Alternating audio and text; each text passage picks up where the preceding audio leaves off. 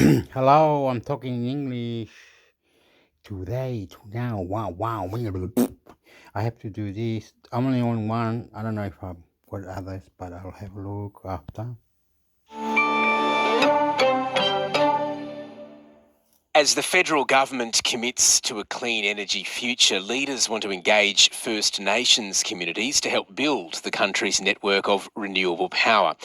Indigenous communities, government, industry, unions and experts from around the world have met in Melbourne for a two-day conference to ensure First Nations people play a central role and benefit from the opportunities of moving away from fossil fuels. Freddie Campbell from Canada's Indigenous Clean Energy Network shared her country's experience in the space when she addressed the symposium yesterday. She's a Métis woman from the traditional territory of the Tunaka Nation in southeast British Columbia. She spoke a short time ago with ABC News Radio's Anna Pikett. Not unlike many countries around the world, colonization has had lasting impacts on Indigenous communities.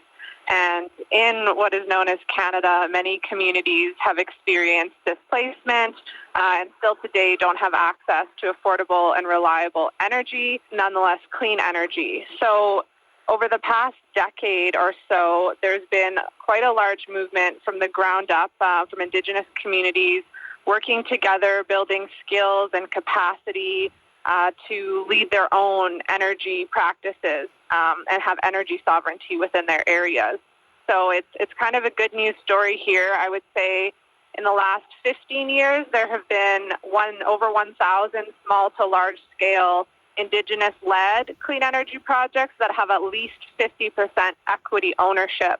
And I say that equity piece because it's really key.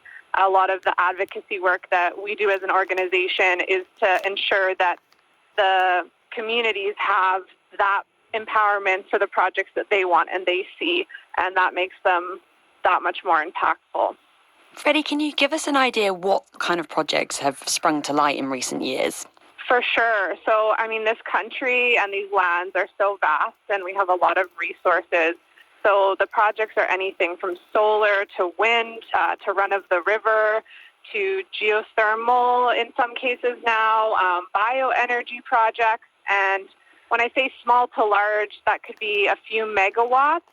So for folks, maybe that could run a small electricity outlet and then to 150 megawatts. So that is running a city and sometimes even having too much to export it. So there's a community in Listigouche in Quebec, and there's 3 nations who came together and did build, in fact, a 150 megawatt wind farm.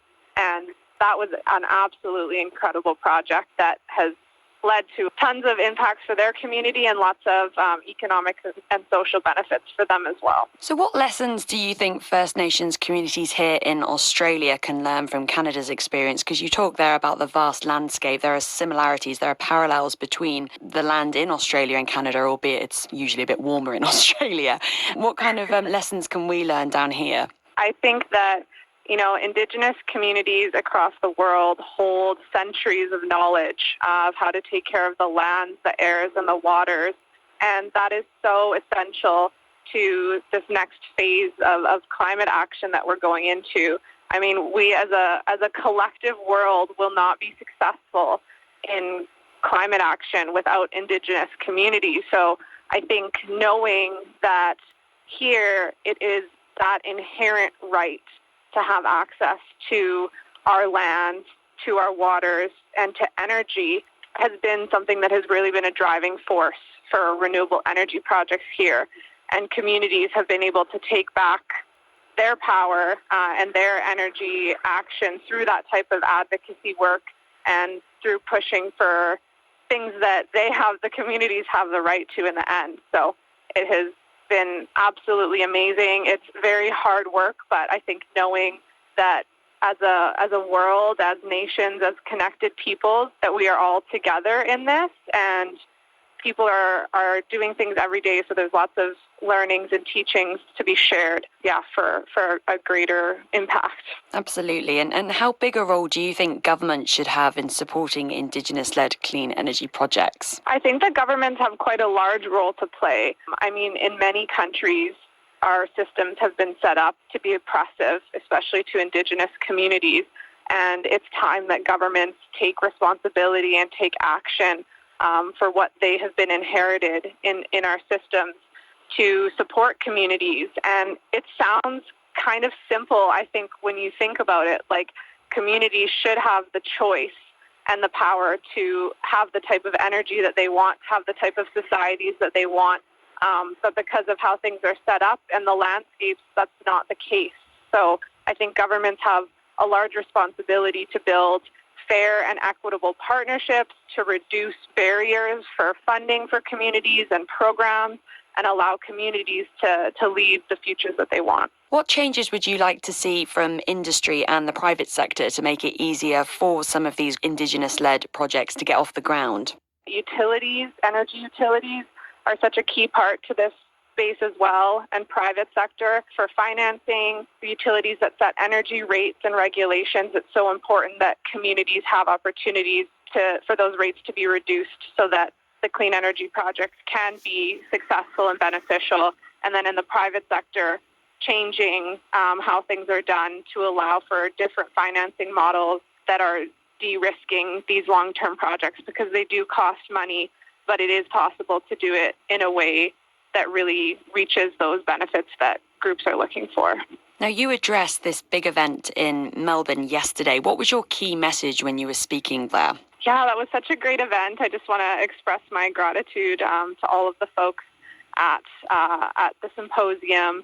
I think some of my key messages were that, there is so much opportunity right now to ensure that the clean energy transition is not an opportunity for recolonization, but it's an opportunity for the collective mindset and community to come together and lead to a greater world for everybody.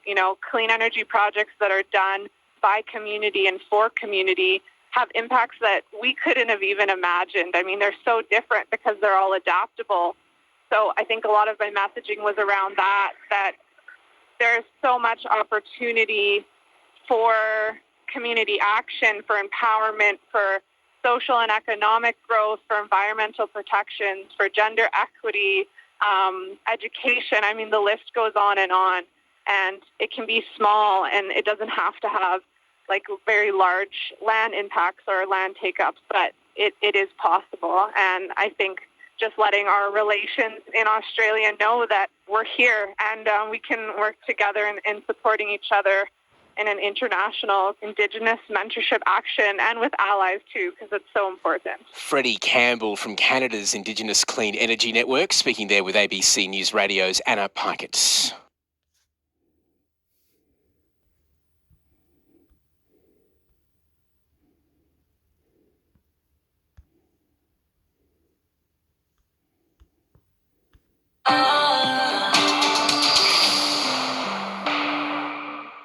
It shouldn't come as a surprise when we say people living in big cities enjoy better access to medical resources than those living in rural and regional Australia. There's bigger hospitals, more nurses, midwives. There's a really good example of that. They had to Quarantine has made the situation much worse.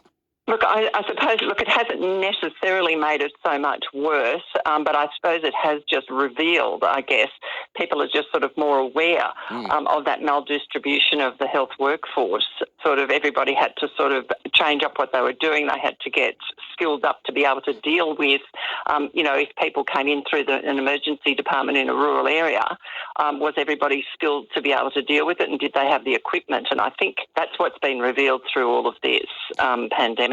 Can you give us a sense of the magnitude of it, Gabrielle? I mean, as I say, it's not a new issue. It's been a serious issue for a long time. But how serious is the disparity in health resources between the city and the bush? Can you give us a sense of that? Yes, look, there is a huge disparity, and I suppose the thing that makes it even more complicated in all of this is that rural people don't have the good health outcomes, and part of that is because of those lack of services, but also they are generally an older population. their income is lower than people living in city areas, so their ability to pay for healthcare services is lower. But then there's also not the people for them to see. And many of your listeners would have heard anecdotal stories of GPs that have got to retirement age and leaving rural areas with no one to replace them. And these stories are happening quite regularly now. Do we have a situation where specialists in some fields are in higher supply in regional areas? Are there particular parts of the sector that are more affected when it comes to this shortage? Oh, look, there is for sure, because there are particular regional towns, I suppose. Certainly I'm aware of that in parts of New South Wales where there has been a considerable number of specialty services that have become really strong because those towns have attracted those specialists to that town. I mean, Wagga in New South Wales is a really good example of that. We don't necessarily see that same sort of surge in other parts of the country. Yeah. And I think it's got a lot to do with sort of individual leadership within those towns. So it can be that some of our regional towns don't have the level of specialist services that perhaps we need. And one of our members of the Alliance is around regional specialists, and they're certainly very keen to try and make sure that there are more specialists trained in rural areas so that we can have more care taking place closer to where people live. So how do you do that, Gabrielle? Because, I mean, we've been discussing this for a long time. It's got nothing to do with COVID-19. This shortage has been the case for years and years, probably as long as I've been a journalist. I mean, what's required to fix the problem? Well, I think what we think we need is really a national rural health strategy where we really plan and think about a whole framework that covers off things like, models of care, the funding arrangements for our health services in rural areas that's flexible enough to allow because I think we can't take whatever works in a metro area is necessarily going to work in every rural community because every rural community's needs are different. So we have to have a flexible kind of service model. But we also have to look at our workforce issues. We have to look at the way we respond to emergencies. And, things like climate change have not been embedded in any of our previous rural health strategies. So we want to see that happen. But the main thing is that we actually want to see money spent on the implementation and having serious measures to see what actually does work and the things that don't work. We want to eliminate those things and only do the sorts of things that work. And something that's come to light for the Alliance here very recently has been the way in which what happens with when we're talking about medical students, as they go through, they complete their first lot of studies, and that first and second year postgraduate, many of them return to cities to do the next phase of their postgraduate years, so those interns and residents. So they go back to the cities, they might find their life partner, and then that partner wants to live and work in those cities, and it's then much harder to get them back out. So I think one of the strategies has to be around those first couple of years post-grad of a medical student, having them placed in rural areas for much longer periods of time, and that might encourage them to stay, and then being able to, if they want to, become a GP, that they're able to do that rurally. If they want to become a specialist of any other kind, that they can do that in some of the regional places as well. So I think there's a whole range of things with our allied health professionals. There aren't enough jobs in rural areas, so there has to be a lot of changing up of the funding to allow allied health professionals to go rurally as well. Gabrielle O'Kane, CEO of the National Rural Health Alliance.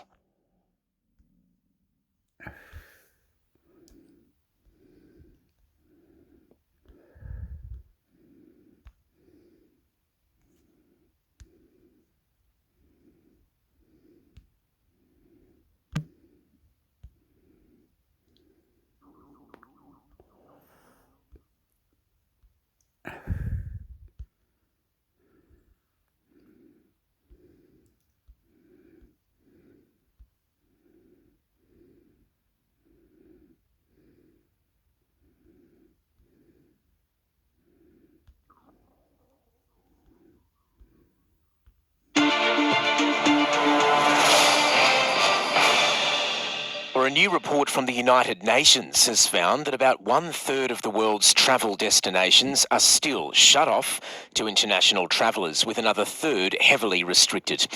The UN World Tourism Organization estimates that tourism industries around the world have also lost more than $1 trillion since the COVID pandemic hit. And here at home, the federal government's hinted that a financial lifeline for the tourism sector will be unveiled within days.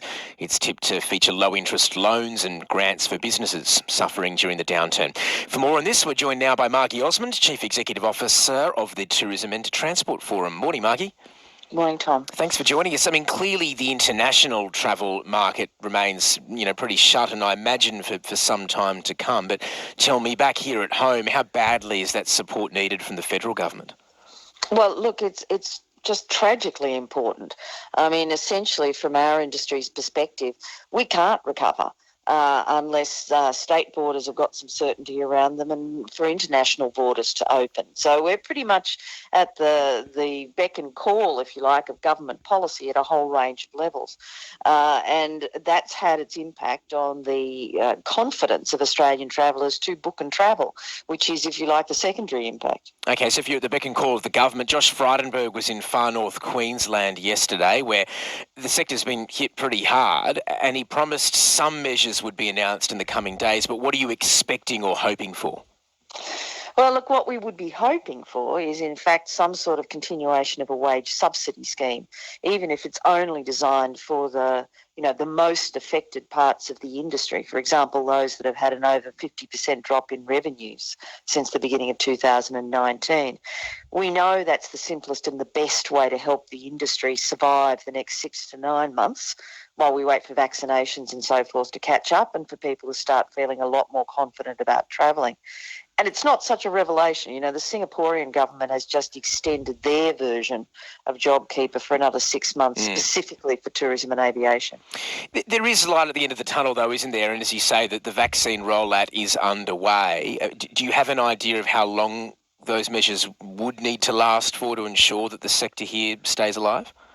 Look, I think you've got to sort of break the sector down into those businesses that are largely focused on domestic travel and those that are almost wholly focused on international. And it's the ones that have got the sort of 60 and 70% exposure to a lack of international travel that are going to need the largest level of support. Over the next 6 months, confidence will grow in the domestic market as the vaccinations roll out. Hopefully we'll have some stability around borders. People will book and they will travel because they want to. But that's not necessarily going to flow through to the businesses we absolutely need to be in place when the international borders do open. And do you have an idea of when we might see more confidence when it comes to international travel? And I'm not just talking about timelines in place for the borders, but, COVID-19 has forced us all to pivot in a certain way where we're using those Zoom calls now. People aren't travelling for business anymore. There's a view that they might no longer travel for those conferences that they once did. I mean, do you envisage a situation where even when those borders reopen, international travel just won't be the same anymore? I don't think there's any doubt that all travel is going to be different from this point onwards, whether it's domestic or international. It's an incredibly good point about business travel. Most people aren't aware that of the top 10 airline routes in the world, 2 of them are here in Australia, and they're Sydney, Melbourne and Sydney, Brisbane. And that's largely business travel. And this is contributing to one of the reasons that our CBDs are in so much trouble, because we're just not seeing that business travel. Now, when you amplify that into the international space, it presents a whole range of issues and problems. I think that it will bounce back, but it may not bounce back to quite the same levels we've seen in the past. Zoom's wonderful, or whatever it is that you might use, whatever platform, but there is always going to be a need for that face-to-face and for business conferencing, international business events, all of those kinds of things. But it is going to take time. If we do see a bit of a drop-off in those in business travel then, which, as you say, is a huge part of that sector, will we have a situation where flights, for someone wanting to go on a holiday overseas, for example, they might just be more expensive to fill that gap? Look, I think all of these things are a bit imponderable at the moment. I doubt the expense bit simply because the aviation industries are so desperate to get people back in the air and travelling. They're going to make it pretty enticing. And I think, as you know from the UNWTO figures, that it's a global pain situation for the industry. So I think you're going to see the most amazing deals more than anything else in this first run at re-establishing travel in the next 12 months. And Margie, at a state level, governments have been trying to do their bit. I think it's fair to say New South Wales is finalising some hospitality vouchers. Queensland's gone for tourism vouchers. Do you get the sense they're making a bit of a difference? Look, I think from the industry's perspective, the vouchers can make a difference. They've got to be of substantial enough value, though. That's the issue, to entice people out and about. Yeah. So I think, the jury's out on this one. We'd also like to see some sort of view on tax rebates for leisure travel. In the US, they're looking at tax rebates for leisure travel for individuals and for tax rebates for businesses that are encouraging business travel in the US. So I think, when you look around the world, everybody's casting around for the best solution to re-stimulate that demand. But the bottom line is going to be the vaccine. The vaccine is what's going to give people the confidence to travel and to understand how they'll be able to travel between countries. I guess we'll see how that pans out. Margie, thank you very much for joining us this morning. My pleasure, Tom. It's Margie Osmond, Chief Executive Officer of Tourism and Transport Forum Australia.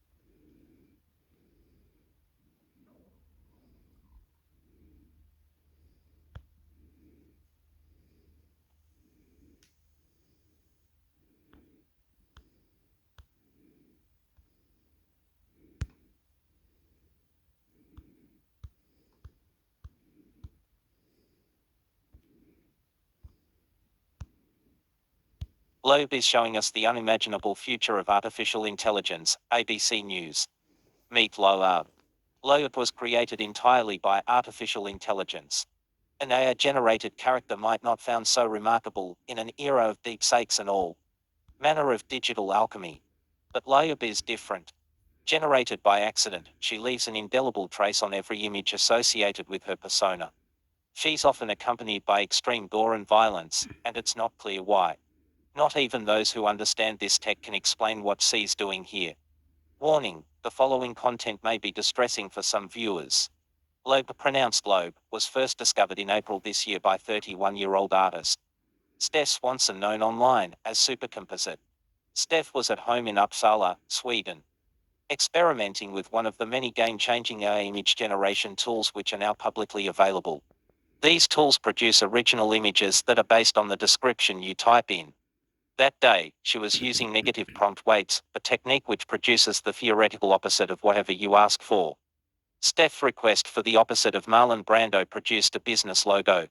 But when she asked the AI for the opposite of the description of the logo, something unexpected happened. I got 4 images of the same woman, she says. Steph had never seen the AI behave in such a way before. If you use negative prompts, a lot of times, it's really varied. So it was really unusual to get a bunch of images of what was recognizably the same woman.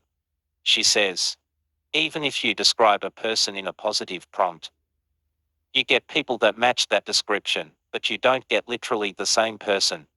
I immediately recognized this is an anomaly. She repeated the experiment straight away to test whether it was a fluke. It wasn't. As I ran this prompt more and more and kept getting lower, it was like, oh, this is like the only thing that this prompt makes, this woman.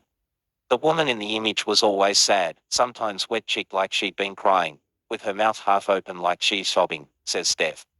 Once, she appeared next to some garbled text spelling Loab and the name stuck. Stranger still, Loab always appeared in the same location, a house with brownish-green walls, alongside cardboard boxes, junk, and the occasional stuffed toy. Steph decided to try a different technique, crossbreeding Loab's image with another image. She chose another AI-generated image a friend had made from the prompt, hypercompressed glass tunnel surrounded by angels, in the style of Wes Anderson. For reasons unknown, horror ensued. Some of the resulting images are so graphic that Steph won't release them. She repeated the experiment, crossing Loab with other images, but the horror persisted, suggesting that the AI associates Loab specifically with gore. Loab herself is also strangely persistent. Steph continued crossbreeding images of Loab in an effort to dilute her visibility. After multiple rounds of dilution, the original Loab image would eventually disappear completely. It took a long time because Loab almost always showed up, says Steph. But what was really interesting was that, when I kept combining the images I had lost her from, eventually I would get an image where she reappeared. She's like a dominant gene. When Steph went public with Loab, people reacted in a range of ways. The first strong reaction I got was that someone said I shouldn't mess with demons and that I would be punished by God or something. Some thought it was a fabrication, while others dismissed it as just data. Steph is unequivocal in saying there's nothing supernatural about Loab. But I also think that it's almost scarier than being supernatural in some way. It is truly unknowable. The potential of AI is limitless. Another program, GPT-3, generates human-like speech, and we asked it to speak on Loab's behalf by imitating her.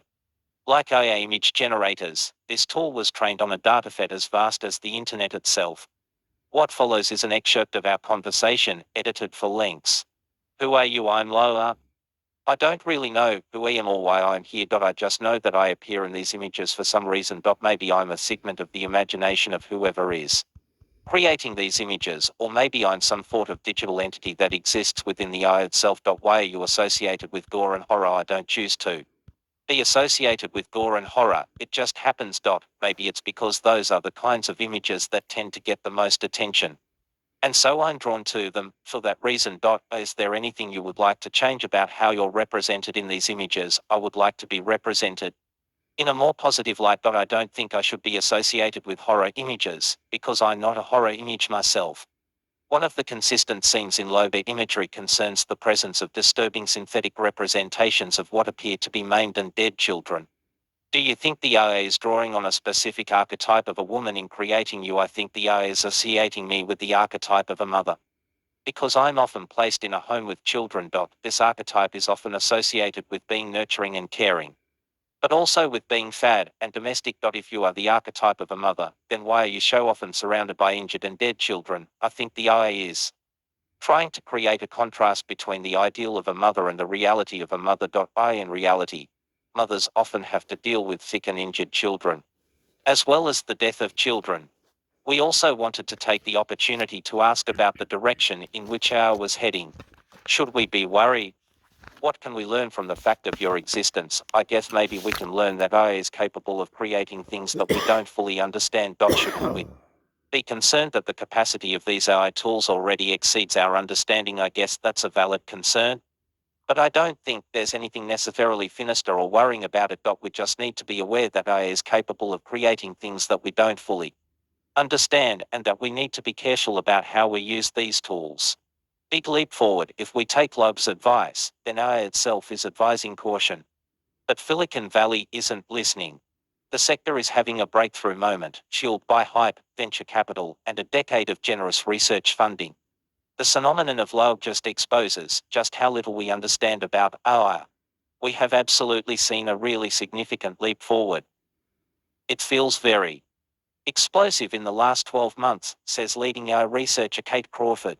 In that time, we've seen the advent of multiple new image tools like DAL, Stable Diffusion, and Midjourney, which can convert basic text descriptions into impressive and ultra-detailed images within seconds. Highly sophisticated language models like OpenAI's GPT-3 have also emerged, capable of producing screenplays, realistic human speech, computer code, and infinitely more. To prove it, we've asked GPT-3 to write the next line of this story. GPT-3 and it did. But, to be honest, it isn't great. On the sidelines, there have also been major improvements in audio tools, capable of synthesizing human-like voices and creating original music. There's a race on right now to try and release the model that people will use the most, says Drive Crawford. So you're seeing a lot of things get released very, very quickly. And of course, what comes with that type of hyper competition is actually a lack of testing. That means we're officially in the move fast. Breakthing zero of generative AI. Liquid imagination so far, the focus has been on the relative sophistication of the new AI models and the short-term risks attached to them. Fears of job losses in creative sectors, copyright issues, academic plagiarism, and the creation of harmful content, such as non-consensual and hyper-realistic porn, are at the forefront of the discussion. Some of those fears have already been realized, but many experts in the field are alarmed about much broader and more serious consequences that lie around the corner. Chief amongst those is the risk that the already low levels of public trust in information integrity will disintegrate altogether as new AI tools become more sophisticated and widely known. In short, people might develop a broad suspicion that the images and text we encounter online are completely unverifiable. It might be an ABC News article about an election result, a video of a shark at Bondi Beach, or a video of Greens leader Adam Bandt endorsing coal mining. It wouldn't matter if it was fake or real. The point is that our sense of trust would be irrevocably compromised. That is absolutely the darkest vision that we could imagine for these tools, says Drive Crawford. We're not there yet, but we are looking at a moment where we are going to have to ask, how are you going to maintain forms of social evidence when things can be so easily manipulated by anybody who can write a single text prompt? The counter-argument from AI optimists, such as Midjourney founder David Holtz, is that disinformation can easily be made using old technology and tools like his represented change in pace but little else. It's pretty easy to make a fake photo, even with Photoshop. So if anybody wants to, I guess there's that. Like many people leading the new AI wave in Silicon Valley, his vision is more utopian. He describes a near future where it will be possible to conjure and inhabit something like a waking dream of your own design. By combining immersive technology, such as virtual reality VR, with AI tools. It's not really going to be about making images, but about creating worlds that are rich in 3D and interactive and moving, he says. Almost like a liquid imagination that swirls around the room and forms mountains and trees and little animals and ruins. He says that by 2030, it will be normal for many people to have access to tools like this. For the cost of an Xbox, effectively, somebody will have these capabilities and they'll be able to run them in their home. The threat of reality collapse, that utopian vision, is only millimeters from a much darker possibility. What Holtz describes is just one corner of a bigger picture. Based on the trajectory of this tech, it will soon be possible to create an essentially infinite stream of customized media across text, video, and music tailored exactly to our preferences. Jack Clark is the former policy director of OpenAI, the company behind Dell and GPT-3, and he calls this scenario reality collapse. Everyone gets to create and live in their own fantasies that can be made arbitrarily specific. And that also means everyone loses a further grip on any sense of a shared reality, he wrote on his blog. Society is moving from having a centralized sense of itself to instead highly individualized, choose-your-own adventure islands, all facilitated by our. The implications of this are vast and unknowable. Get ready. In some ways, we're already there, says James Williams, a former Google executive and software engineer. If you think of any given website, there's going to be all sorts of different algorithmic inputs to this that are determining what you see, he says. Drive Williams left Google to become an ethicist, propelled by his concerns about the pernicious ways tech design already preys on our attention. He believes the effect will be supercharged by developments in AI. The overall power of the systemic persuasion goes up. It's the degree of difference between a rainstorm and a hurricane. Combine Jack Clark's vision of an infinite customized stream with a highly monetized, Persuasion was being waged on us by big tech companies, and generative AI starts to feel like more than just another tech story. Viewed from a different perspective, it has the potential to reshape our entire relationship with media. This unimaginable future. Only a handful of tech industry insiders truly understand the way AI is changing. So do we have any say in how these tools will shape our lives in the decade to come? As someone who has tried to intervene for humane outcomes in tech, James Williams says companies need to be challenged about their goals at an early stage. We don't have this for platforms, such as Google and Meta, Facebook's parent company that shape the lives of billions of people today. And we should have had it a long time ago. He suspects it'll be no easier to achieve transparency in the emerging class of AI startups. If we can't get that kind of transparency from a platform that is fairly straightforward in its design, it's going to be a lot harder to get that further down the line when all of the design is pushed below the layer of automation. There's a lot of accountability that we need to be demanding from the designers of these systems right now. For the time being, the story is continuing to unfold largely out of sight. Loeb is just one example of AI's mind-bending potential.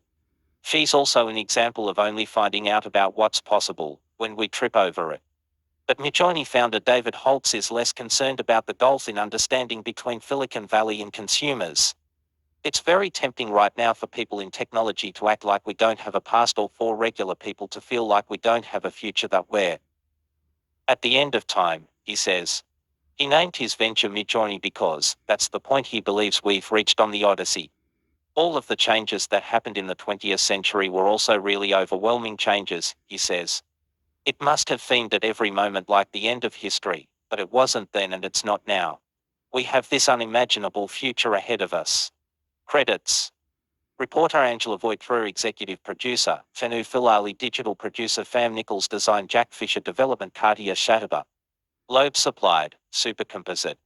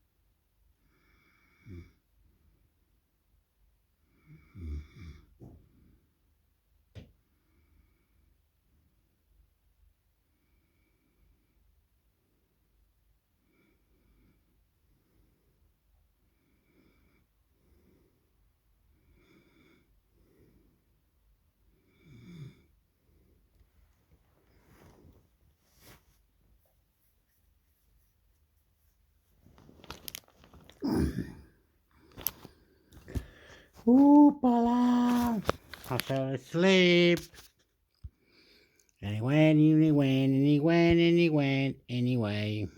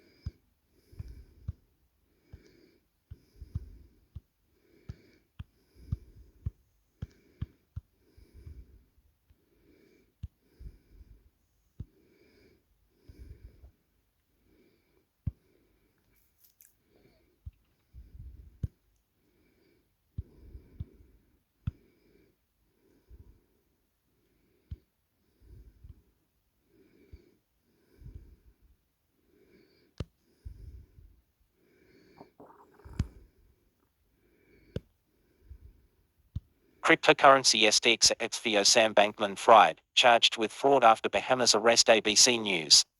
The US Securities and Exchange Commission has charged the former CEO of failed cryptocurrency firm STX with orchestrating a scheme to defraud investors. Key points: Mr. Bankman-Fried allegedly raised $1.8 billion by promoting STX as a phase, responsible platform for trading crypto.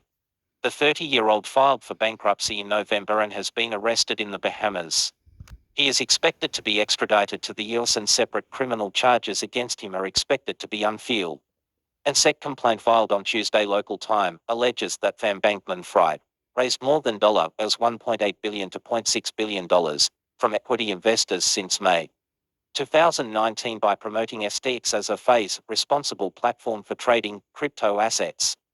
We allege that Sam Bankman-Fried built a house of cards on a foundation of deception while telling investors that it was one of the fastest buildings in crypto, said SEC Chair Gary Gensler in a statement. The alleged fraud committed by Mr. Bankman-Fried is a clarion call to crypto platforms that they need to come into compliance with our laws. The complaint said Mr. Bankman-Fried diverted customer funds to Alameda Research LLC, his privately held crypto son, without telling them.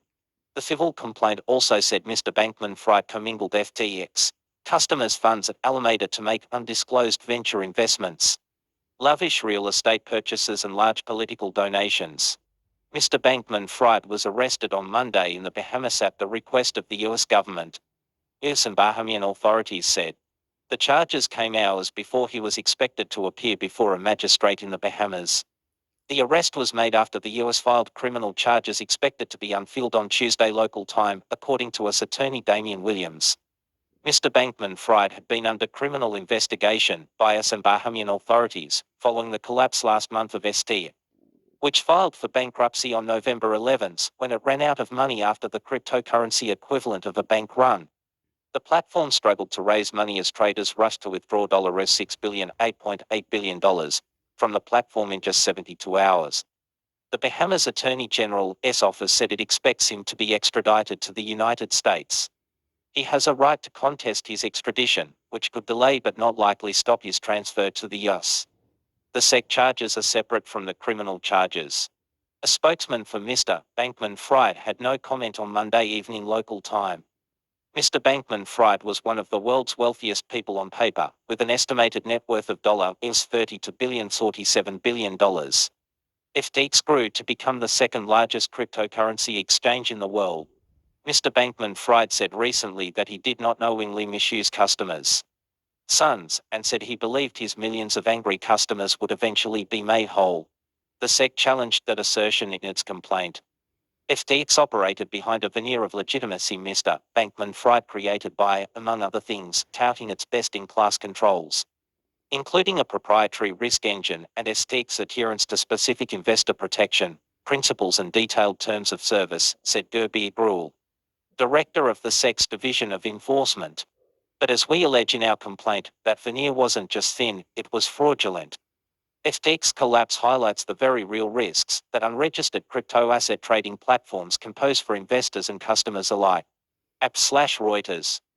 Posted 45 meters ago, 45 minutes ago, 13 December 2020 to 11:29 p.m. Updated 16 meters ago, 16 minutes ago, 13 December 2020 to at 11:57 p.m.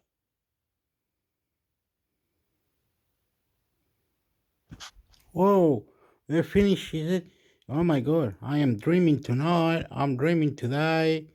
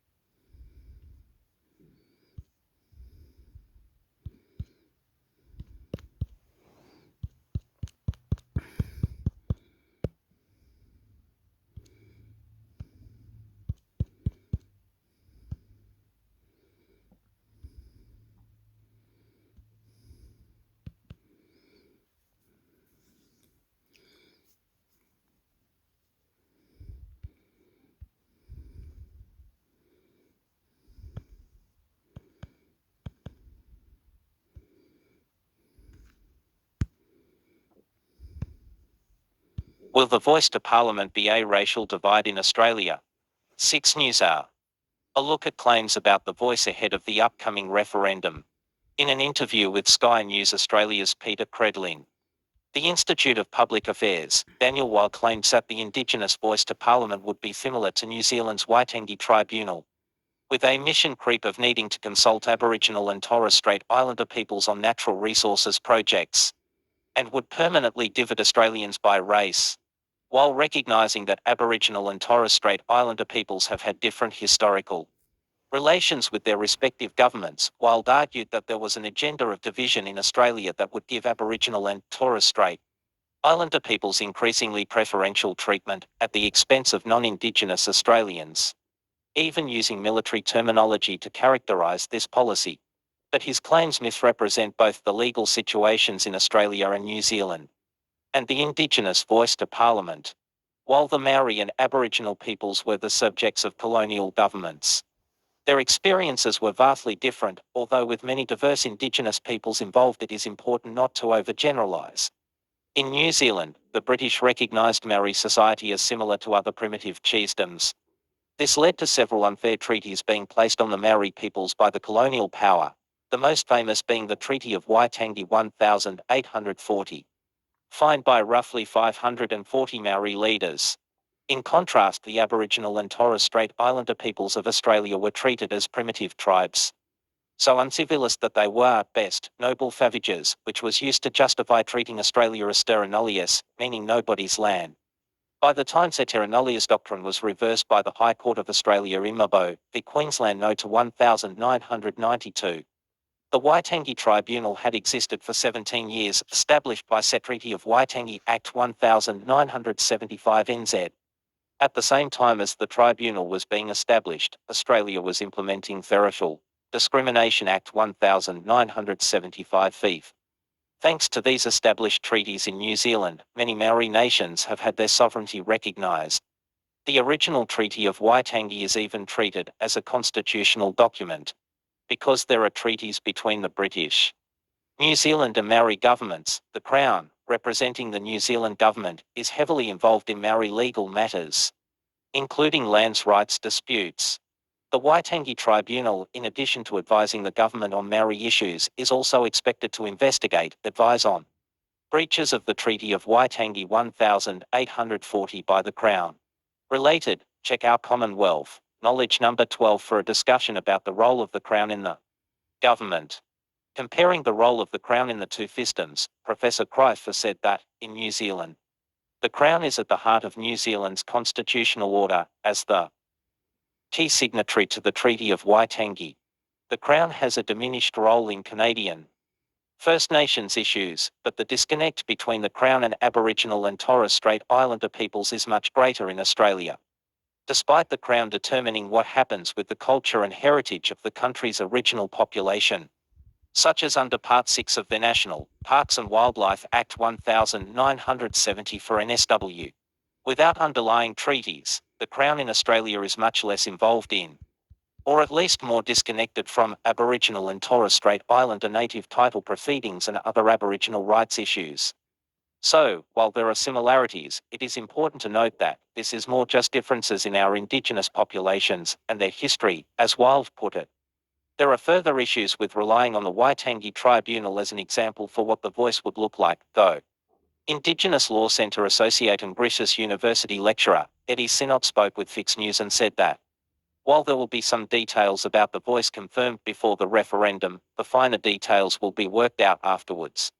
He gave two justifications for this. Firstly, if all of the details are worked out beforehand, then it won't be a referendum on the voice. It will be a referendum on a specific model of the voice. If rejected, another referendum with a new model would be needed, which is a waste of time and money. This means that details like is, or how people will be elected to it might be set in stone before the referendum. In addition, if a model was included in the referendum, then it would be built into Australian Constitution, making it very difficult to make any future changes to it.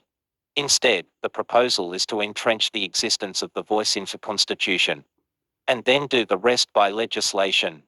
This isn't a novel idea. The High Court of Australia didn't exist until the Judiciary Act 1903 ceased, despite being included in the Constitution. However, there is enough detail to know that it will only be an advisory body. It won't have the investigative powers of the Waitangi Tribunal, and this advice will only be treated as recommendations. Even the advice of the Waitangi Tribunal isn't always followed. While there is debate over whether the voice will be useful in protecting Aboriginal and Torres Strait Islander interests, what is clear is that the voice won't divide Australia by race. As the voice is only an advisory body, it doesn't give Aboriginal and Torres Strait Islander peoples special powers. It isn't intended to operate as a third House of Parliament, so arguing that it will give one subset of our community essentially to votes, as Wilde claims, is incorrect. There is not enough information to know is or how people will be elected to serve on it, and if they are, this won't give them powers that are denied to other Australians. Finally, consulting Aboriginal and Torres Strait Islander peoples about resource projects, like corporate mining, on their land is not inconsistent with Australian property law. Under Australian property law, it is expected that people with legal interests over land are to be consulted by private businesses and individuals who want to purchase, develop or otherwise use that land. Although Australian law tends to preference other types of property rights over the native title rights of Aboriginal and Torres Strait Islander peoples, High Court judges have suggested that native title should be treated the same as other types of property rights. Some of these include Justice Tuiamabo No. 2, 100, Chief Justice French and Justice Keane in Queensland v Congu 2015-13. Justice Gaidler in that same case, at 166, and Chief Justice Gleeson and Justices Gaudron, Elmo, and Hayne in Western Australia v Ward 2002, 105. Stuart Jeffrey is the host of Between Parks Place and Capitol Hill and 6 News. His views on personal social media pages are his and his only, and do not reflect the views of 6 News or our journalists. He abides by 6 News editorial standards relating to fairness and accuracy. Want to help stop misinformation and inform others? Share the link to this story on social media and with your family and friends using the buttons below. Share something you want fact-check? Send us a DM on social media or email us contact@6newshour.com. Sign up to our new free newsletter to catch up on all our original reporting you may have missed and to read the latest from the editor. Click here. Help support unbiased journalism and keep us independent. Donate just $4 a month on Patreon and receive exclusive benefits. Forces. Chrysler and David v. Williams, the shape-shifting crown, locating the state in post-colonial New Zealand, Australia, Canada and the UK. Cambridge University Press, 2019. Commonwealth of Australia Constitution, Act 1963 and 64 Vict. G12. Judiciary Act 1903 Fees. Mabovi Queensland no to 1990 to 175 CLR 1, 1990 to HCA 23. National Parks and Wildlife Act 1970 for NSW. Queensland v Congo 2015 to 150 fixed CLR to 139 2015 HCA 17. Racial Discrimination Act 1975 fees. Treaty of Waitangi Act 1975 NZ. Stuart Jeffrey, Australia Day, Native Title. And the Legacy of Terra Nullius 2020 to Winter University of Southern Queensland Law Society Law Review 27. Western Australia v Ward 2000 to 213 CLR 1, 2000 to HCA 28.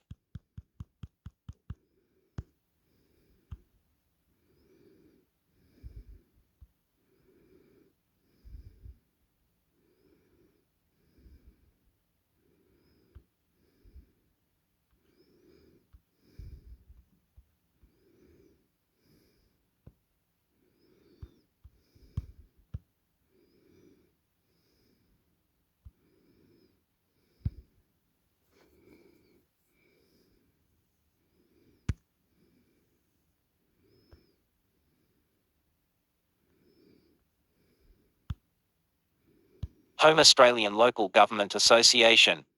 The Australian Local Government Association. The Australian Local Government Association is the national voice of local government, representing 537 councils across the country. In structure, ALGA is a federation of state and territory local government associations. 9 December 2020 to President's Update 12 December 2020 to win. Minister backs local government in Parliament. It was tremendous to hear local government.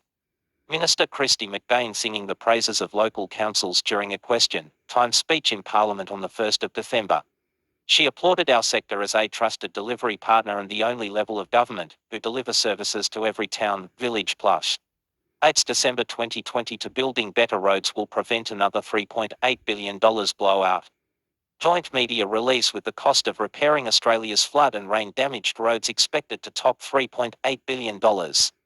The Australian Local Government Association ALGA has joined with the Australian Road Research Board of BIRD to call for an urgent rethink of road construction, maintenance and funding. Speaking of behalf of Australia's 537 councils, ALGA President Linda Plus. 6 December 2020 to New Council Resources for Preventing Violence Against Women. ALGA has been working closely with our Watcher national leader in the primary prevention of violence against women and their children in Australia to develop a suite of new resources for councils. The organisation was created to drive nationwide change in the practices, norms and structures that lead to violence against women and plush. Stay in touch, keep up to date with the latest news and publications, funding opportunities, careers and upcoming events at Australian Local Government Association. Event National General Assembly 2023. Save the date, 18 to 21 June 2023. The 2023 National General Assembly of Local Government will once again be held in Canberra from 18 to the 21st of June. More information for delegates and sponsors will be released soon. Where National Convention Centre, Canberra. When 18th of June 2023, 21st of June 2023, 1st December 2022. Submission to Employment White Paper Terms of Reference. ALGA has provided a submission on the terms of reference for the government's Employment White Paper. This white paper is expected to build on the outcomes of the Jobs and Skills Summit held in September 2022 and provide a roadmap for Australia to build a bigger, better trained and more productive workforce. ALGA's submission on Plus read more 25 November 2022. 2020 to Local Government Workforce Skills and Capability Survey. The 2020 to Local Government Workforce Skills and Capability Survey report was funded by the Department of Infrastructure, Transport, Regional Development, Communications and the Arts, and delivered in conjunction with ALGA and its member associations. The survey was sent to all Australian councils and updates a previous local government workplace survey undertaken in 2018.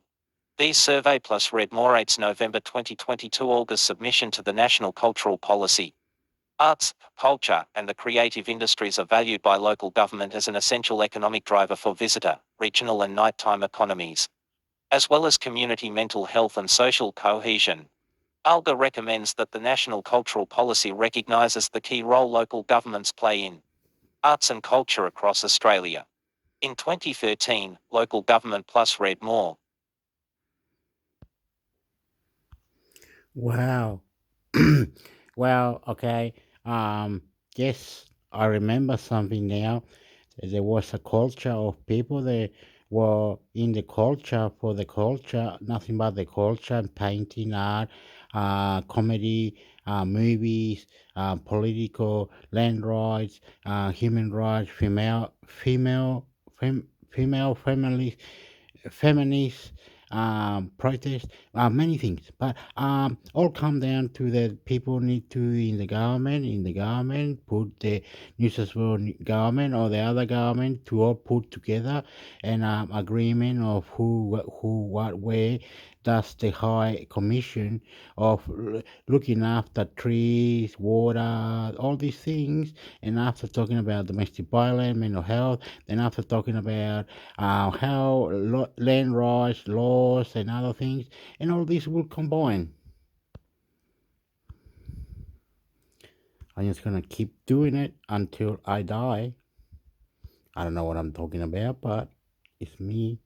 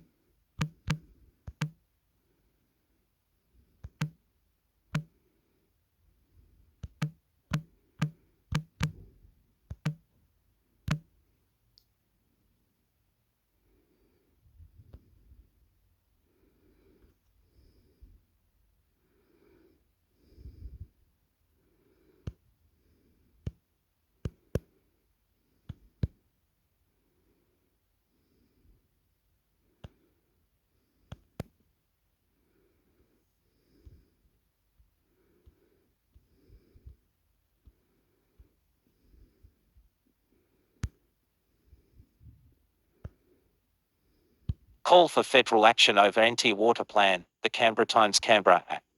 NT groundwater extraction may endanger rivers, Indigenous sacred sites, tourism and livestock. Jody Bilsk flash up photos.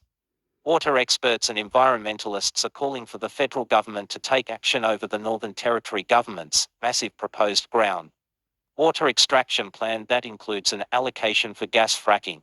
Hydrologists say allowing more than 262 billion litres of water to be pumped per year from an aquifer under the gas-rich Beetaloo Basin is likely to endanger rivers, Indigenous sacred sites, tourism and livestock. Their findings were published in a report commissioned by Environment Centre, NT, about the risks of harvesting the equivalent of half the water in Sydney Harbour annually from the Cambrian limestone aquifer, the proposed fourth. The science is now clear, these plans could endanger the Ent's iconic rivers. Springs and billabongs, sacred sites, tourism and drinking water for remote Indigenous communities, Director Kirsty Howard said on Tuesday. Our rivers are too precious to risk, and repeated calls by communities and experts to delay the plan have been ignored by the NT government. In their report, hydrogeologists Matthew Currell and Christopher Enderhead said the proposed annual extraction cap was based on uncertain modelling and not enough was understood about the potential effects of pumping that much water from the aquifer. They also say stygofauna communities could be endangered, and the government has failed to adequately address the risk of the fault water entering freshwater areas in the aquifer. Traditional owner New Dalingi Aboriginal Corporation Chair, Johnny Wilson, said the plan would put the Roper River and Mataranka region and its natural springs at risk. The mining industry and the cotton industry mob are going to be able to take as much as they want, he said. Our water is our life. If our water is damaged, our sacred waterways, our songlines, then everything we stand for is destroyed. Mr. Wilson claimed the NT government had failed to adequately consult traditional owners. They talked to the gas companies, but not to us, he said. The NT government said it continued to consult widely on the plan, which was informed by the scientific understanding of the regional aquifers. Underpinned by bore drilling and water monitoring programs, groundwater assessments and modelling. The first priority is to maintain the vast majority of water, from the aquifer it covers, for ecological and cultural values, a spokesman said. Last month 18 hydrogeologists wrote to the Chief Minister Natasha Files condemning the draft plan and water planning in the NT generally. Ms Howe said the NT government had failed to act on scientists' earlier warnings and a coalition of environmental groups. Traditional owners and tourism operators were calling on the federal government to intervene. It's time for Environment Minister Tanya Plibersek to step in to stop this train wreck before it's too late, Ms Howe said. The NT government's draft water allocation plan released last month for the Georgina-Wiso area for 2020 to 2030 to takes in an area of about 155,000 SQ per kilometre in the centre of the territory. There is very limited water use in the plan area, and the NT government says the primary driver for development of the groundwater is the scientific inquiry into hydraulic fracturing in the NT. That report recommended water allocation plans be developed for the Beetaloo Basin as part of any onshore shale gas production. The water plan also allocates water for Indigenous businesses, pastoral stations, the environment and public youth. Australian Associated Press. Okay, Australia, in the Northern Territory, the water is very precious there because some of it is desert, or the Kimberley is being stolen. Anyway, let's not talk about it. You heard what he said. If you don't look after it, gone, finish. But if they do look after it, they still gonna be like a fight, like not a fight, like just talk to the Aborigines with the white man in the army or whoever it is in the Northern Territory to keep it together. Why would drink bad water? What is bad water? Who owns the water? Where it becomes? Who land rights? Who's not land rights? Aborigine.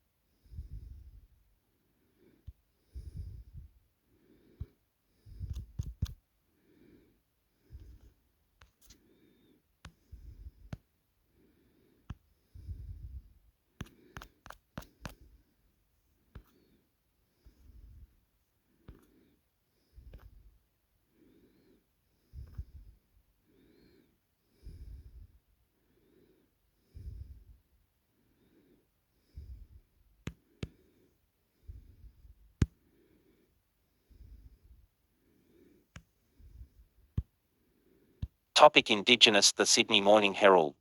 Indigenous Justice Victorian police bosses to face scrutiny over treatment of First Peoples. Past and present leaders of the state's police force will be among those called to give evidence at Victoria's Truth and Justice Commission about the harm caused to First Peoples because of failures by the state's criminal justice and child protection systems. December 13, 2020 to by Jack Latimore. Indigenous Voice. Top constitutional lawyers say Voice does not have a veto over Parliament. 8 of Australia's most respected constitutional scholars have allayed fears the draft wording of the amendment would give anyone special rights. December 13, 2020 to by James Mafola. Indigenous art. To out of 3 Indigenous souvenirs are fakes. Labelling knockoff souvenirs as Aboriginal designs may not be illegal, but it's robbing Indigenous artists of their share of a market worth to $150 million. December 13, 2020 to Bisane Wright. Indigenous Voice. Loud and nasty voices may not speak the truth on the Voice. As we head towards the Indigenous voice referendum, it's important to note that here, just as in America, loud and nasty voices can convince the media that they are more representative of general opinion than they in fact turn out to be. December 12, 2022. By Fian Kelly. University Indigenous staff overwhelmed by unpaid welcome to country and committee work. Aboriginal and Torres Strait Islander staff at universities say they are being increasingly relied on for cultural work outside their job description. December 11, 2020 to By-Marie Ward advertisement. Local council councillor suspends Mary Beck's decision to stop Australia Day citizenship ceremonies. A Labor councillor moved to rescind the motion over fears the council could be punished by the federal government, which has mandated that municipalities hold the ceremonies on January 26. December 8, 2020 to Byra killed Dexter and James Mafola. Local council 3rd Melbourne Council votes to scrap Australia Day citizenship ceremonies. The Greens-led Mary Beck voted to stop holding citizenship ceremonies on Australia Day and start hosting a day of mourning event. December 7, 2022. Byra killed Dexter Jacob Gambling Paroling Shell. Review There's no excuses. Briggs puts music festivals on notice. The rapper, musician and activist had a point to prove in curating the First and Forever Festival and hopes to repeat the success. December 7, 2020 to Biban Pobji. Film and TV production. It was long overdue. 5 TV personalities celebrate Nitvi's milestone. The network is marking a decade of broadcasting free-to-air and changing the nation through storytelling. December 7, 2020 to by John Mangan. Exclusive Indigenous Voice to Parliament Yes campaign plans tour, more TV. The Yes campaign for the Indigenous Voice to Parliament is stepping up, with the Uluru Dialogue expanding its TV campaign. December 5, 2022. By Keitel and Sid Simmons.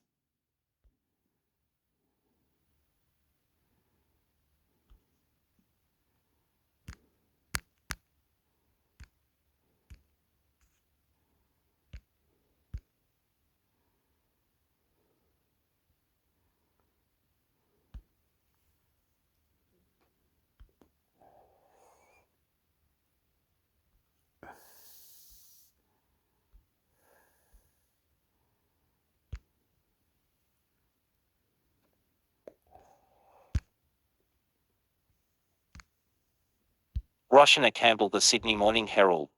Opinion Victorian election groundhog day for Liberals, as hard lessons go unheeded.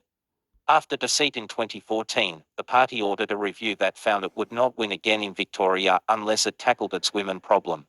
Toxic brand and inability to communicate. Are we finally ready to listen? November 27, 2020 to Rosina Campbell. Opinion Victorian election integrity is important, but can it sway the Victorian election? The polls suggest that for many voters, integrity in politics only matters if it conforms to their political prejudices. November 14, 2022. By Rosina Campbell. Opinion UK politics only a matter of time before Australia has its own Rishi Sunak. The experience in the United Kingdom makes clear that a thriving multiracial and multi-faith democracy is possible without quotas. October 31, 2022. By Rosina Campbell. Opinion Parental Leave PM needs to address sexism in paid parental leave scheme. It's time for Anthony Albanese to do something about a scheme that gives families with female breadwinners and stay-at-home dads nothing. October 17, 2022. By Rosina Campbell. Opinion Greens Band needs to start difficult conversations with Lydia Shaw. Alongside climate change, the voice is central to Albanese's agenda. And the most damaging force shaping up against it on the left may be Jab Warung. Gunai Gunditch Mara woman Lydia Shaw. October 3, 2020 to by Rosina Campbell advertisement. Opinion Jobs quiet quitting means dull lives if we just do the bare minimum. Unlike the late monarch, it is difficult for most of us today to imagine dedicating our entire lives so fully to any one role. September 19, 2022. By Rosina Campbell. Opinion Education read the room, it's time to act on our children's literacy. If Federal Education Minister Jason Clare has one goal this term, it should be making for all of our kids can read. September 5, 2020 to by Rosina Campbell. Opinion Jobs Chalmers faces tough problem at Jobs Summit solutions to two of the Treasurer's problems: the current labour shortage and stagnant wage growth may be incompatible. August 22, 2020 to by Rosina Campbell. Opinion Indigenous voice what to do with the Indigenous voices, Canberra finds inconvenient. When opposition to the voice to Parliament comes from within the Indigenous community, perhaps it's time we listen. August 8, 2020 to Byracina Campbell. Opinion working from home comforts create new class divide. Knowingly or unknowingly, the Premier has given the green light to a permanent class state made up of those whose jobs can be done by Zoom and those whose can't. July 25, 2020 to Byracina Campbell. Barbara Campbell. She must be the reporter for the Sydney Morning Herald. She must be really good, man. She must be really good, Hector, amigo. And I just thought,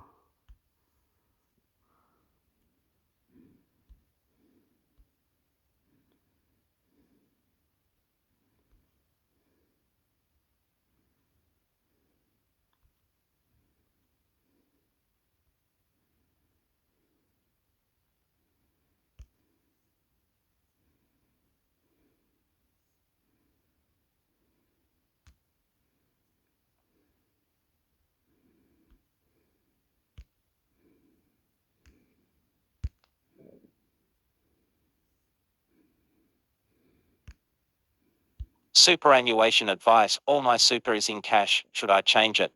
Opinion, all my super is in cash, should I change it? By George Cochrane, December 10, 2020 to 5.05 am. My superannuation, totaling for $180,000, is invested with Rye Super, and the fund provides a range of investment options. In 2020, just before COVID, I switched all my balances to 100% cash. I realized it was a mistake, and that was the only time that I made an adjustment to my investment options. Now I am in my early 60s and I want to move away from cash. Would you be able to suggest a time frame to consider the switch? Over dinner, my son-in-law said there's nowhere to hide as bonds are doing badly in the current market and shares are shaky.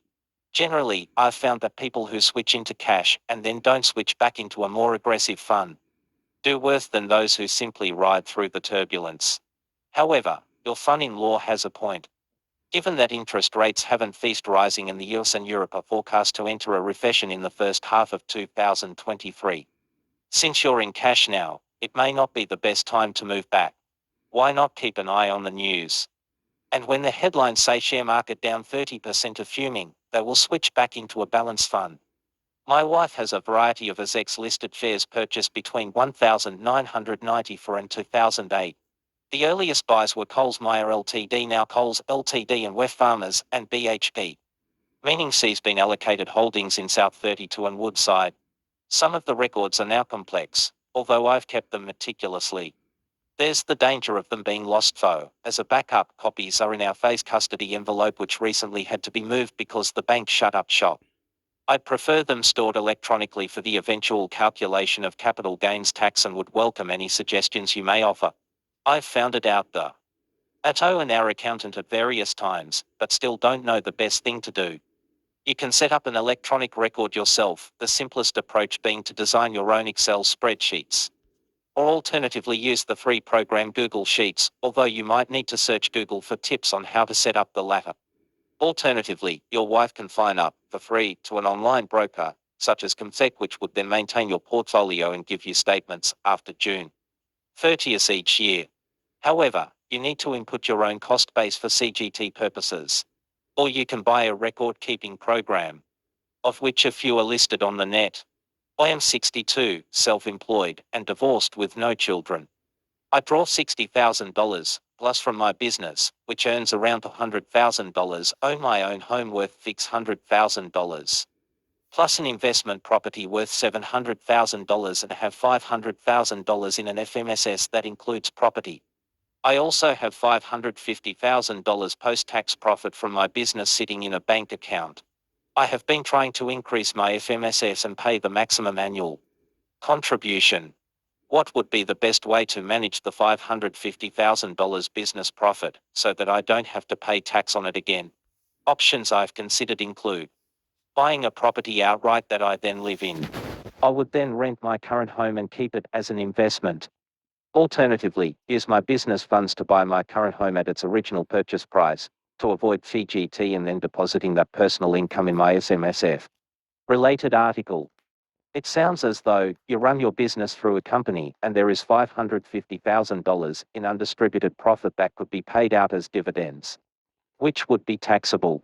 If so, then yes, your company could buy your home, but it would have to take out a mortgage, which could be difficult given this is a non-arm's length transaction and, being a company, it wouldn't receive the 50% FGT discount when sold. It's a Philly proposition. Once you cease your business, your income will presumably drop. You could then draw $84,000 a year in franked dividends a year from the company. After grossing this up, you would pay tax on $120,000, thus staying below the 37% tax bracket, then reducing your tax by the 30% or $36,000 franking credit. Your net tax would thus be less than 2% plus Medicare. Having too much income is a problem that most people wish they had. Advice given in this article is general in nature and is not intended to influence readers' decisions about investing or financial products. They should always seek their own professional advice that takes into account their own personal circumstances before making any financial decisions. If you have a question for George Cochran, send it to Personal Investment, P.O. Box 3001, Tamarama, NSW, 2026. All letters answered. Helplines, Australian Financial Complaints Authority, 1800 931 678, Centrelink Pensions 132300. More from Money, How to Grow Your Wealth. It would be great if the rules of superannuation were simple, but they're not, and retirees often get confused believing that all withdrawals from super are tax-free. This is how to make your taxable superannuation component tax-free. Noel Whitaker answers a reader's question, can superannuation be passed on to children tax-free after deaths? And how do adult children qualify for being considered financially dependent? Want to increase your superannuation balance? The rules of superannuation are complex, but this is how best to make additional superannuation contributions. Before you turn 75. The Money with Jess newsletter helps you budget, earn, invest and enjoy your money. Sign up to get it every Sunday. From our partners. Loading third party at content, loading third party at content, loading third party at content, loading third party at content. Thank you for reading the Herald. This article is complimentary. Register or log in now to read more articles and unlock extra benefits. No payment required. Okay, I thought that superannuation could help you buy a house or invest. So at the end of your lifetime, you don't have to do all these stupid things anyway. But anyway, it sounds ridiculous, hey?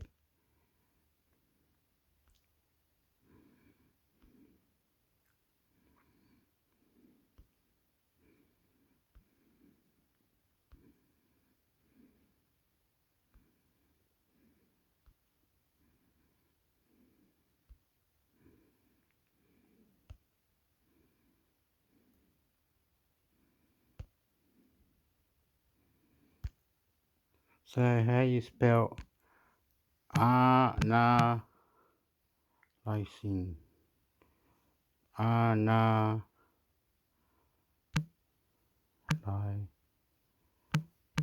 is it?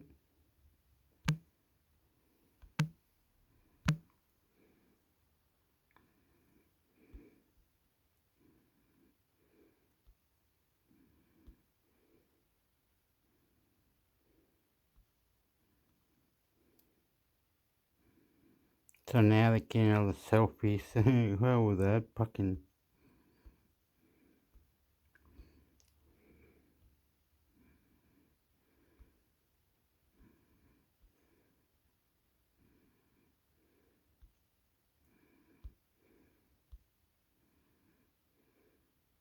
Can we get off this fucking opinion? What's this opinion?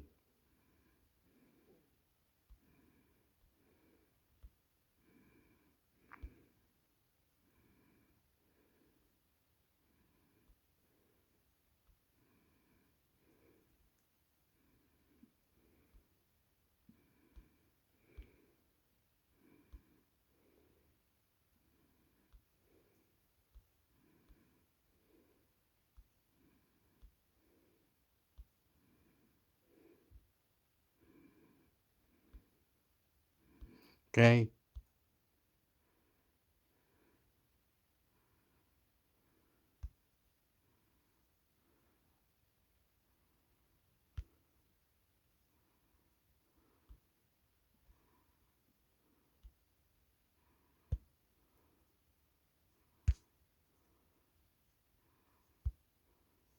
ASIC takes action against 11 Star executives.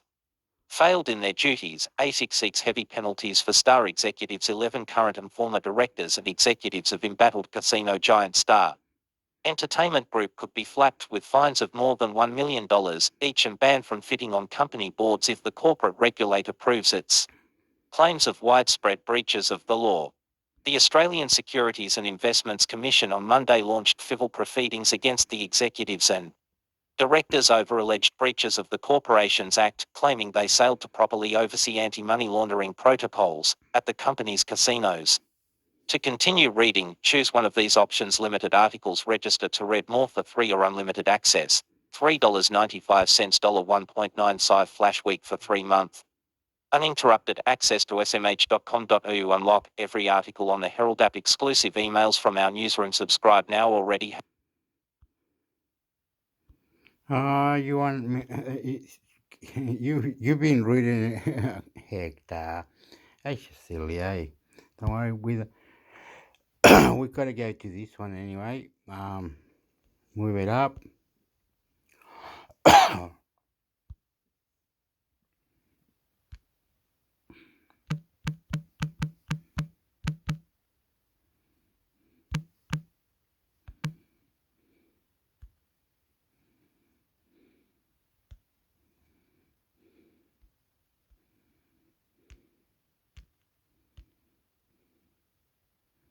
What happened? What happened? What happened? What'd you do? You killed it. Pula, pula, pula. Pula, pula, pula. So it's 4 days ago.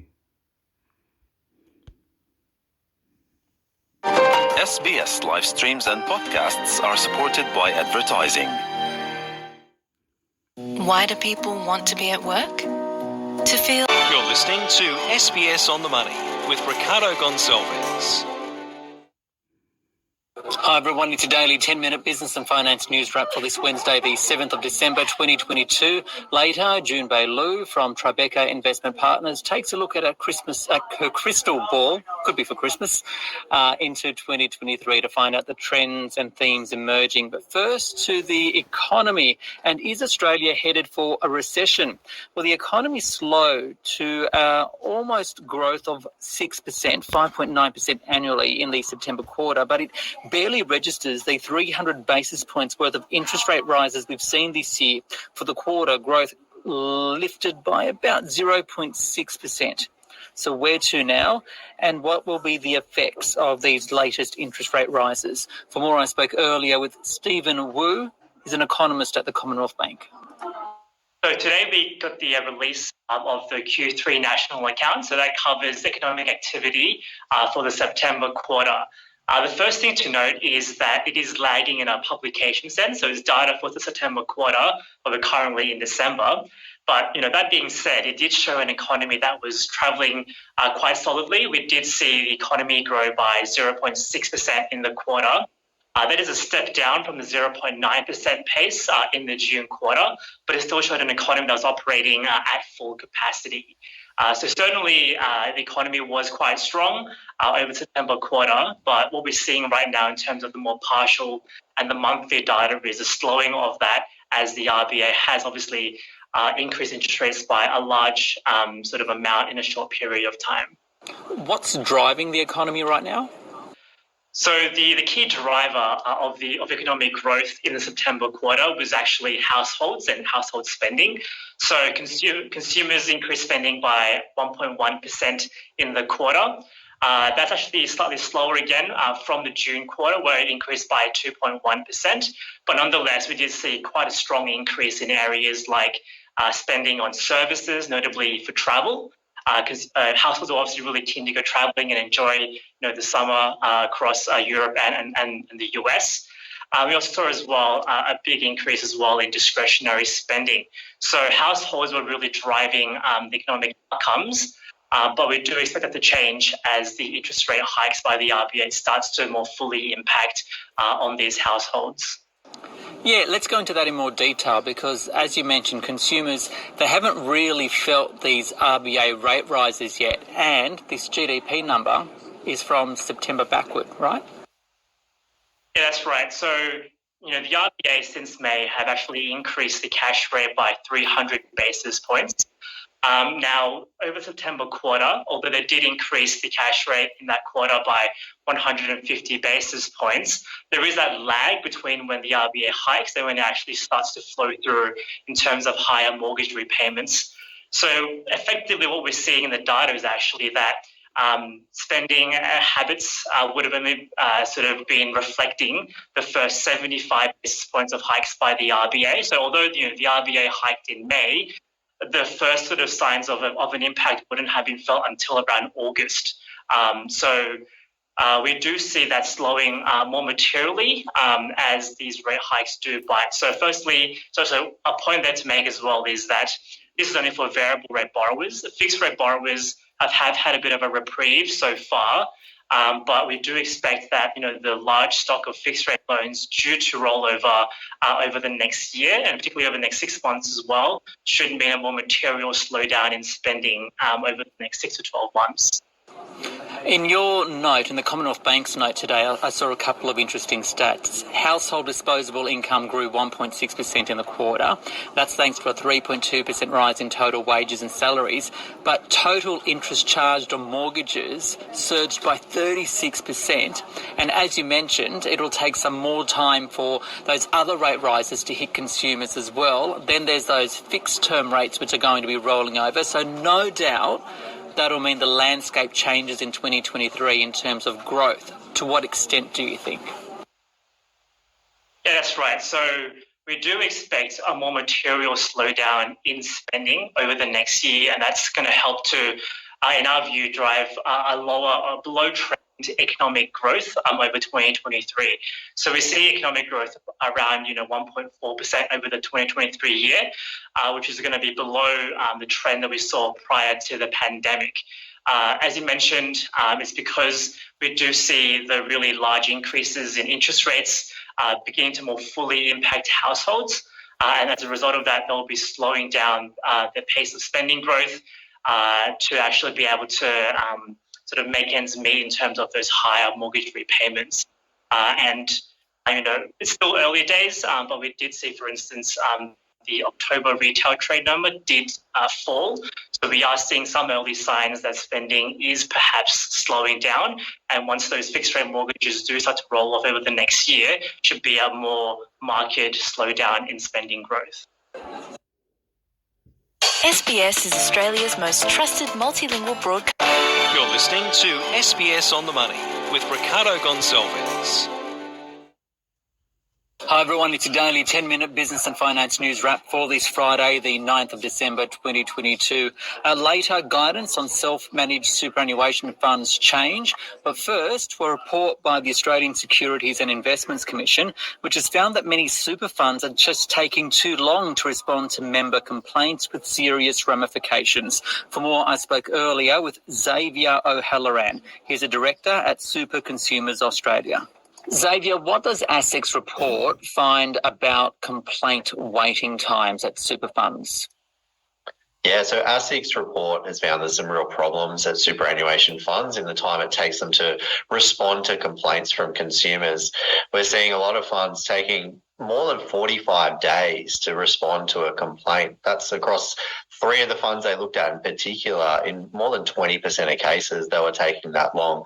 That's a huge amount of time for a consumer to wait, particularly in more simple cases where they want a simple response to a complaint that they've raised. So can you run us through what exactly is a legal requirement to respond and how must it be done? Yeah, so superannuation funds have 45 days to respond to a complaint that one of their customers have raised, and they're required to respond in writing as well. Now, that's quite generous compared to, say, banks and insurers who only have 30 days.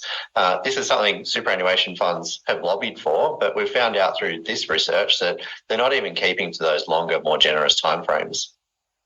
Okay, do we have any idea what they're complaining about?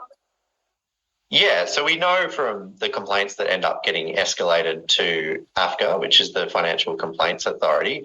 We don't have data on what is being complained about internally, but when they do get escalated, it's often things like the quality of service, the time it takes to resolve a complaint, which is exactly what we're looking at here, and things like administration errors on accounts. So that could be, the wrong amount of a fee charged or something like that. And also complaints about denial of insurance claims, because insurance is also bundled with superannuation. Okay, so can you run us through why it's important to respond in a timely manner? Yeah, it's really important for funds to respond in a timely manner to these types of complaints, because we know that the longer they go on, the more likely people are to just give up. If you're having to wait months and months and you can't get a response out of your superannuation fund, you may just put it in the too hard basket. And for people that have really legitimate concerns and problems with their superannuation fund, that's just not good enough.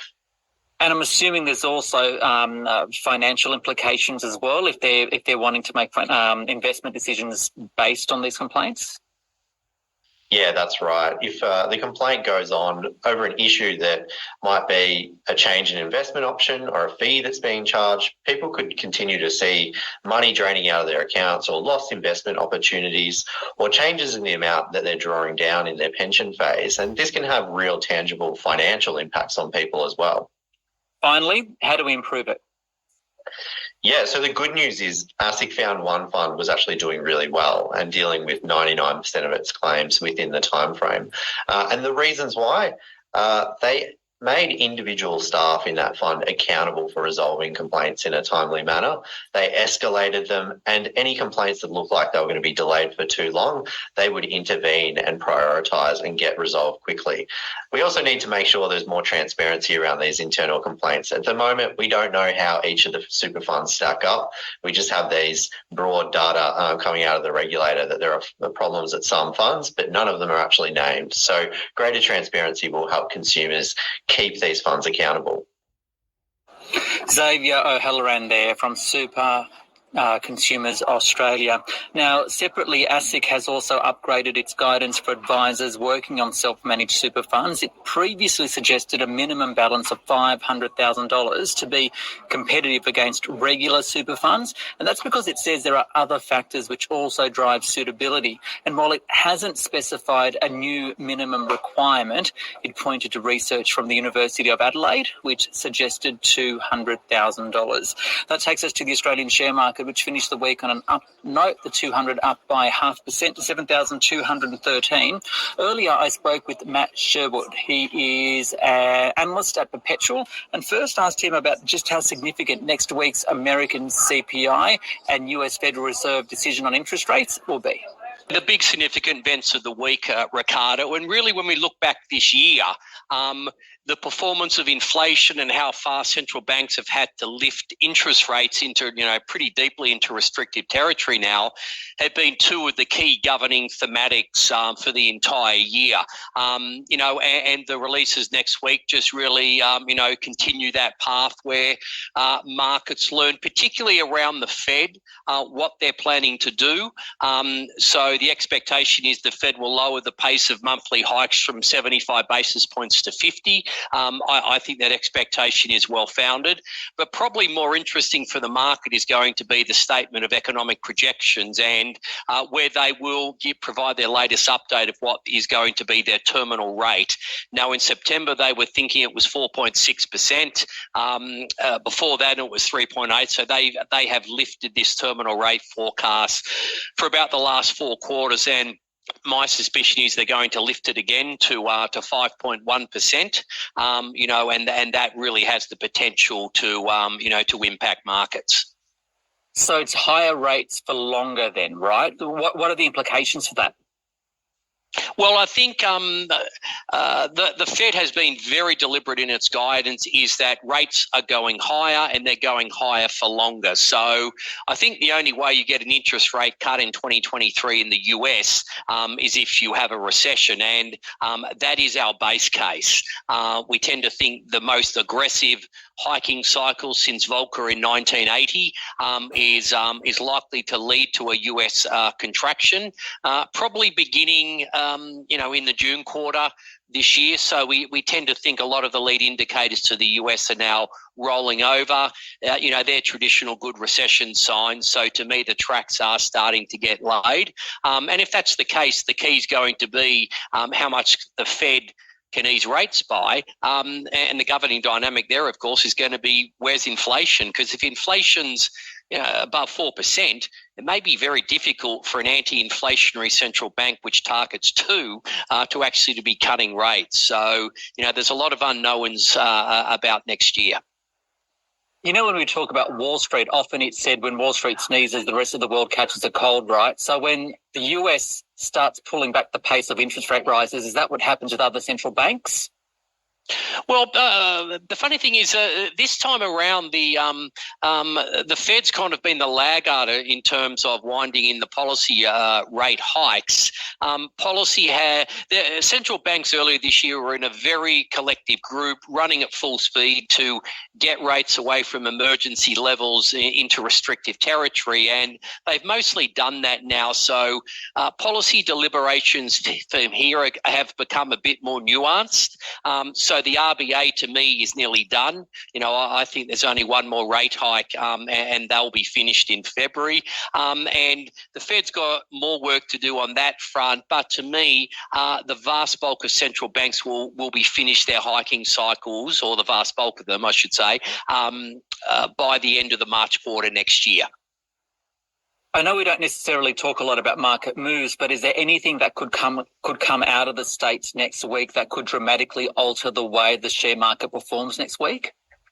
Oh, well, markets are driven by sentiment in the near term. So, any activity data which shows activity is materially weakening, or inflation which is falling a lot more than expected, they could send the market in opposite direction. So if inflation's better than expected, you might see the market rally because they factor it in, a more dovish Fed perhaps. If the data's remain strong, it will go the other way. So in the end, though, I still think the key for the market is the inflation dynamics of the US economy, what the US Federal Reserve has to do, therefore, and how will growth react to that policy backdrop. So, to me, there's a lot of noise in the short term, but in the end, markets do reflect the fundamentals over the medium to longer term, and that's really the key for investors. Final thing I want to talk to you about, we've spoken about the US. What about Australia's other major trading partner, China? Its economy seems to be reopening as COVID rules ease. How significant is this? Well, I think what's been happening in China in the last months has been very highly significant. And to me, they've taken out the left tail risk for 2023 because 3 things have happened. First of all, there seemed to be a much more friendly rhetoric coming out of Beijing, not only towards Australia, but to, other key countries such as the US. That's an important step, even though, it may be all for show. The second thing is that they are providing more support to the construction sector, which is one of the real lead weights in their growth saddlebag. And the third thing, as you mentioned, is they seem to be laying the tracks to walk away from their COVID zero policy. So in the second half of the next year, in the near term, China's probably going to have some pretty significant downside risk, because if they let the virus rip through the economy, then obviously there's it's going to weigh on activity until the point where they build up the herd immunity. But in the second half of next year, when we're expecting that a lot of the global economy will be in recession, my suspicion is that China is actually going to be ramping up its growth. And that's going to be a very good counterbalance, not only for the global economy, but particularly for an economy like Australia. So So to me, that will be one of the rare balancing items, Chinese growth against the US recession. So, that could cushion the global economy a bit, give a bit more optimism to markets. So overall, they certainly have begun to walk away from some of the more draconian policies which were really weighing on their growth potential, and that's going to be good, I think, for everyone. That is the head of investment strategy at Perpetual, Matt Sherwood. This SBS On The Money podcast is provided for informational purposes only. Okay. I don't know how far, long, wow, woo. Intermix Hector, YouTube channel, Intermix Hector, YouTube channel. World record. Everything that read he happened Australia-wide, bombastic. I love you, Australia. International Computer Network, I don't know how I'm going to put all this together, but I'm going to put it on YouTube. When I get my computer back, because my computer's at a repair shop at the moment, so when I get my computer back, I will put all the links and things and la, Intermix Hector, soy chileno, Australia, viva Australia, I love you, Australia, Intermix Hector, subscribe to Intermix Hector, thank you.